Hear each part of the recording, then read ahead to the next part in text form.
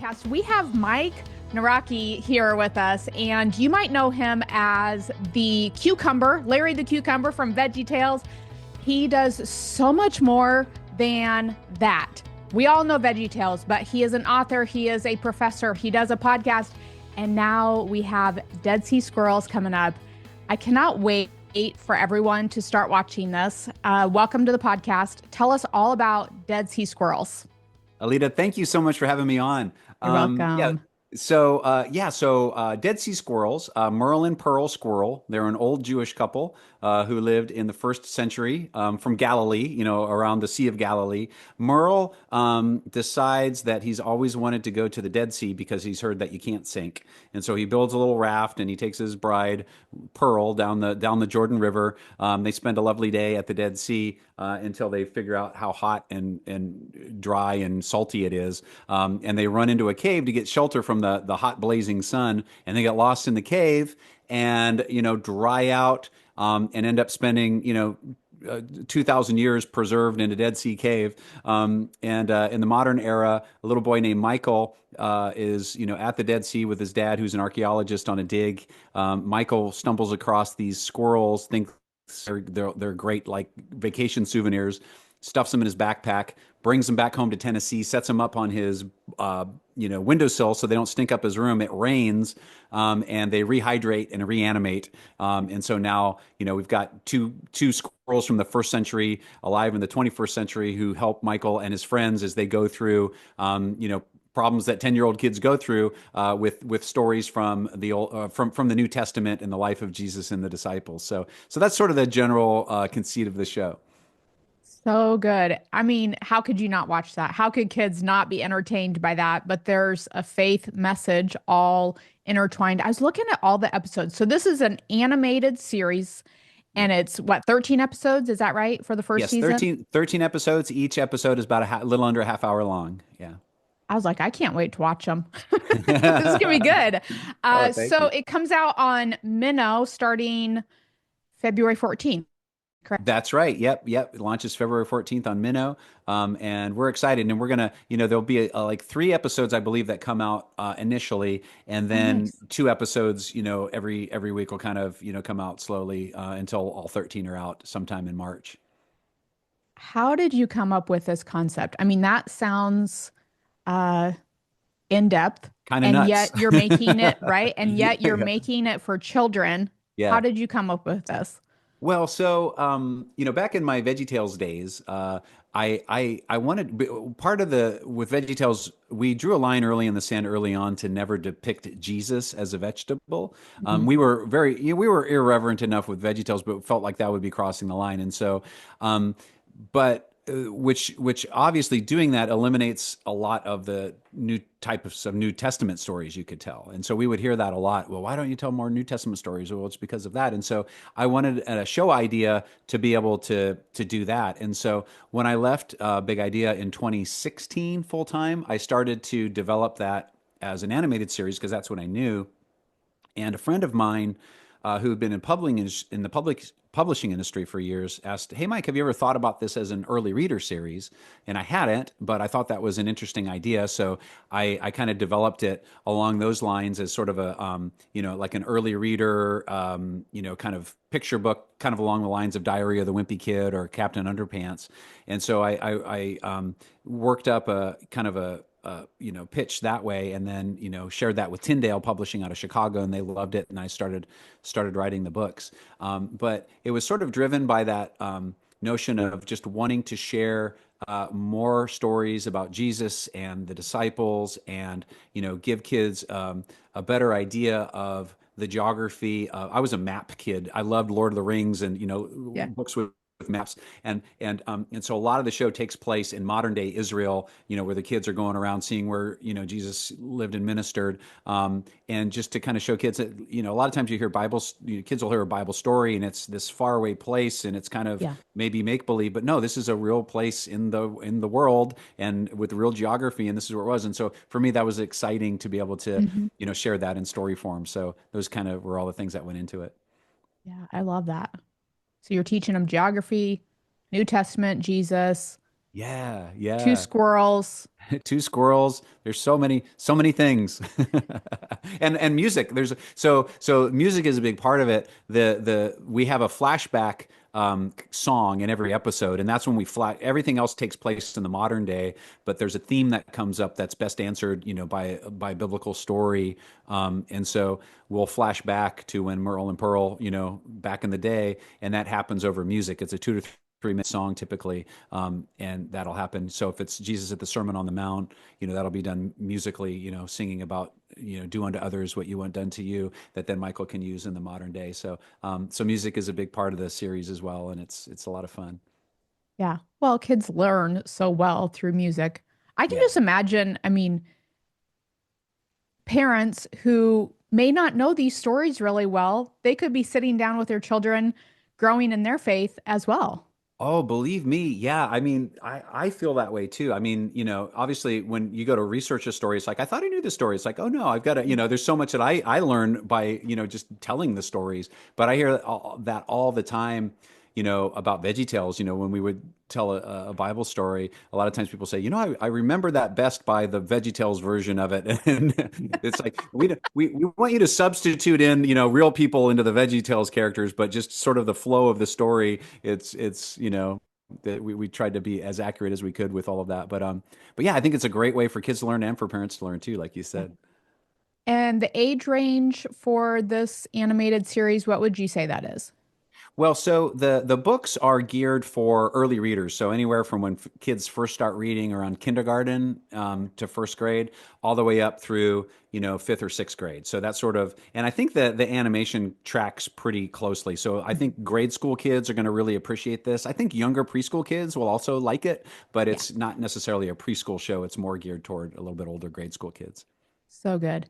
Tell me about some of the themes in each of the episodes because I was reading through them. I'm like, these are really powerful for kids those ages Yeah, to get it really in their heart, not just, okay, be told these principles, but actually right. get it in their heart and live it out because they've Yeah. seen the episodes. Yeah, well, and really, what you're saying and what you're pointing out, I think, is the power of story. Right. It's like to hear the words being spoken are one thing, but to see that play out over a story with characters who the kids invest in and get to know and love, and to see them go through it. I mean, they place themselves in that situation, and it's such a great way to learn. The pilot episode is about honoring your father and your mother, and then we talk about the golden rule from the Sermon on the Mount. Do to others what you want done to you. Telling the truth. Self control. Those types of lessons. And the whole, it's a 13 episode series, and there's a larger story that plays out over 13 episodes. So hopefully there's kids are kind of want to come back and see, ooh, what happens next, what Yeah. happens next. But each Yeah. individual episode plays through a theme where they can learn the lesson of the theme. When we get into the back half of the season, more of the lessons are about the life and ministry of Jesus. So when Gabriel announced to Mary, the birth of Jesus, or when Mary visited Elizabeth, or the nativity itself, or when Jesus was baptized, so those instances, and specifically where in Israel that all happened, is part of the kind of the lesson of that show. So So yeah, so good. that's generally how we structure it. This is a huge project. I'm sure you have an amazing team working with you. Tell us about that. Well, it's really fun. I like I mentioned, I teach at Lipscomb University, or I think you mentioned that. So, or a teacher. So, the producer who's producing this with me is somebody that I've worked with at the school, and it's actually somebody who I've been a big fan of for years, Steve Taylor. He's a musician and also a filmmaker. Steve's producing the show, but the way that we've structured it is to be able to kind of utilize students and give students experience on working on a production. So we've partnered largely with a New Zealand animation studio. They do most of the animation, but all of the pre-production and all of the post-production are done here in Nashville. And we've carved out. I mentioned the songs. those songs end up being like little mini productions that we then are able to hand off to the students, and we set up a class around it. We actually pay them to work on the show. These are more advanced students, like juniors and seniors as animation majors. We've got a great film and animation program and a great theater program at the university. And and we've cast students in voiceover roles as well, so we're able to pay them. They're able to get experience, IMDb credit, and then that will help them launch them into their careers. And so that's been wonderful. And then also being in Nashville, just the access and the friendships that we have with local gospel artists, and to get them involved in the music. Matthew West has joined us, Ellie Holcomb, Mac Powell, just really amazing singers that have graciously come on board to be part of the project. So it's just been it's been amazing to see how I feel God has kind of orchestrated this whole thing and put it together in a way that I could never have dreamed of or imagined. But it's just really neat to see it all come together. Yeah. How long have you been working on this project? When did it originate?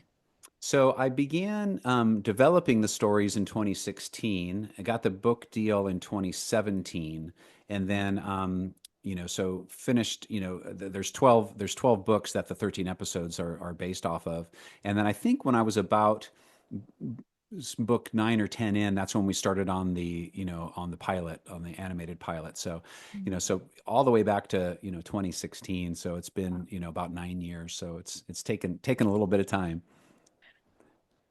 And you had to raise funds for that. I know that at one point you were doing a fundraiser and then something came through quickly. Tell us about this story.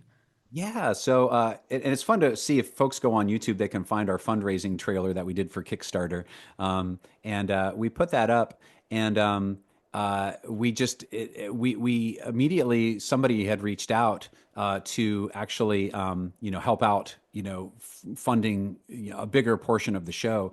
We I don't have a lot of experience with Kickstarter. Steve Taylor does, and so by a couple days in, we're like, you know what? I don't think we're gonna. This isn't not gonna work for us through normal Kickstarter means. But one of the folks that we connected with through that process was willing to invest enough money for us to make 5 additional episodes. So we funded the pilot through through an investment. Somebody came on board. The Cook Family Foundation came on board for 5 more episodes. And then I had worked with Chick-fil-A and the Kathy family back in my VeggieTales days. We shared the pilot with them, and they loved the concept. And so we were able to get, the rest of the show funded through, a Good Name Foundation, which is through the Kathy family. So it's just really cool how all that came together. And, it's just, yeah, it's hard to get something off the ground. And there was a lot of blood, sweat, and tears, but it's out there and it looks great and everybody's happy, and so it makes all of that toil worth it. Well, 9 years of toil, right? Nine Yes. years before you see it come to fruition. How Yes. exciting. I Yes. just think there is such a need for animated series for children and faith-based, something that parents are happy to set their kids down when it's time to relax and sit in front of a Yes. screen, put Yeah. them in front of something that is going to build their faith. I'm just so thankful that you've dedicated 9 years of your life to make this happen. Thank you. Oh my goodness, absolutely. Well, and I love it too. I mean, it's a lot of work, but it's also just really fun to work with other creative people and bring something to life. I mean, it's very gratifying. So, thank you very much. And I do think, yeah, like you said, I think kids, story is very formative in kids and how they see the world. And I think it's so important to, the values that kids are picking up in their entertainment to reflect the values that their parents want them to have. And so much media is lacking, any kind of biblical values. And so I think it's really important to have that in shows that are really truly entertaining, that kids would just as soon want to watch than anything else out there. Yeah. And there's no reason why that can't be. Yeah. So you have been in this line of work for a long time. How did you get started in children's faith-based entertainment? I don't know if that's what you would call it, but that's what I'm going to Yeah, label yeah. it as. How did you get started? Like, what motivated you or what inspired you to get into this line of work? I mean, it's a very, very niche line of work, Right, industry. right, exactly. Nobody grows up thinking they're going to be an animated cucumber. I'll tell you that. At least I didn't. This is what I Oh want. yeah, This is what I nobody want for does. myself. Nope.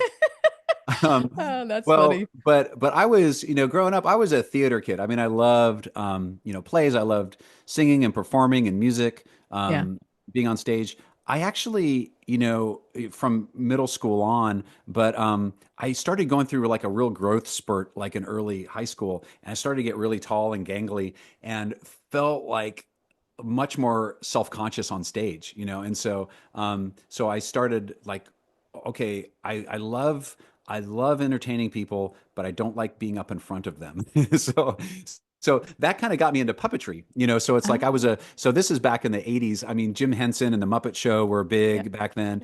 And so it's like, oh, this is really fun. But for me, it was just a hobby. I loved it. But I grew up in the church, and when I was in 11th grade, I went forward at a youth convention and dedicated my vocation to ministry.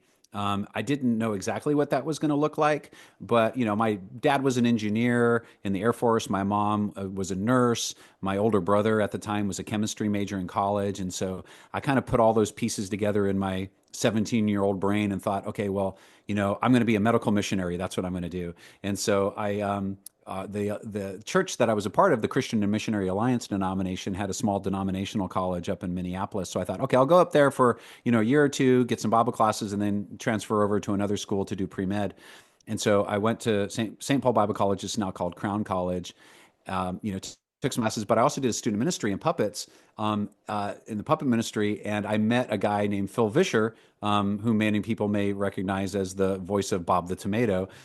So Phil and I, before VeggieTales ever existed, obviously, were writing and performing these really weird puppet skits. We used to say we like traveled the Minnesota countryside scaring the Baptists with our puppets. and Okay, wait, hold on. Is there any videos of this original? I'm sure there are. This is pre-internet days, so there's probably some on somebody's like really poorly, VHS I, f- camcorder. I feel like we need to Google this and see if Yeah, we can yeah. find Maybe videos somebody of has this. uploaded something. Yeah. So, but we were. It's so good to be. Like kids now, everything they do is online. It's like when we were growing up, it's like you can forget about that stuff. It's lost to history. But so great creative collaboration. Phil wanted to be a filmmaker. I wanted to be a doctor, as I mentioned. We were going to move out to California and be roommates to go to film school and pre-med respectively. Well, Phil landed a job in Chicago working at a video post house and decided, okay, this is what I want to do, so I'm not going to continue on. And I thought, well, there's just as many places to go to, pre-med in Chicago. So I moved out to Chicago. We were roommates. I ended up, while I was in school at the University of Illinois at Chicago, landing a job where Phil worked as a graveyard shift VHS duplicator. So I was doing that to pay my way through school. And in the meantime, learning more production. And we started, what we did with puppetry. We were now we had all this fancy equipment to play with, including computer animation, which was just sort of, emerging. And so we were in the right place at the right time to say, hey, wait a minute, we could, if we had simple enough characters with no limbs, no hair, and no clothes, because all those were really hard to do. If we could have simple characters, we could kind of tell stories kind of like we did in our puppet days. The same month my Peace Corps came in, we got funding for our very first show. And so it was a big moment in my life where it's like, okay, God, what do you want me to do with my life? I've spent all these years in education kind of going for this, but now this is something that I feel like, okay, I have so much fun doing this. Is this a real job? I don't know. And so just, prayed about it and asked the people in my life who knew me best about what they thought I should Wow. do, and that's the direction that I took. So yeah, it was nothing that I had planned for myself for sure, but it's just been so amazing to have been able to do that all these years. And imagine if you had made the other decision. There would Oh be no yeah. VeggieTales, most likely. There would be no Dead Sea Squirrels. We wouldn't be sitting here right now with these animated series available for children. It's amazing how God works, isn't it? It absolutely is. And it was one of those moments too where I knew I kind of was conscious of that. It was very clear, like, okay, whatever I decide here is going to, my life is going to look very different based on Yeah. this decision. So yeah, yeah. But Well, I'm so glad. I would say you took the riskier choice. You didn't know what was gonna happen starting out with Yeah. VeggieTales. You didn't know it was gonna be one of the most well-known Oh, children's series ever for a yeah. faith-based Yeah, programming. absolutely. Had no idea, but and that's what I tell students now. It's like, that what pursuing your giftedness, what your gifts are, Yes. which ultimately are about helping other people and serving God. That's going to be your place of greatest joy and where God ultimately wants you. And of course, yeah, I think being a doctor is awesome, but that's God had different plans for me, and I'm just so thankful that that's the route that I've been on. How ironic you're a professor and then doing children. I mean, what a variety of talent that takes on your end. Oh, well, and it's like things that just doors that have opened for me that, I never would have Yeah. guessed for myself. So I'm just feel so fortunate. And I'm very busy, but I love everything that I do. So Dead Sea Squirrels available February 14th and it's on Minnow. So help us understand Minnow. So Minnow is a streaming service for kids.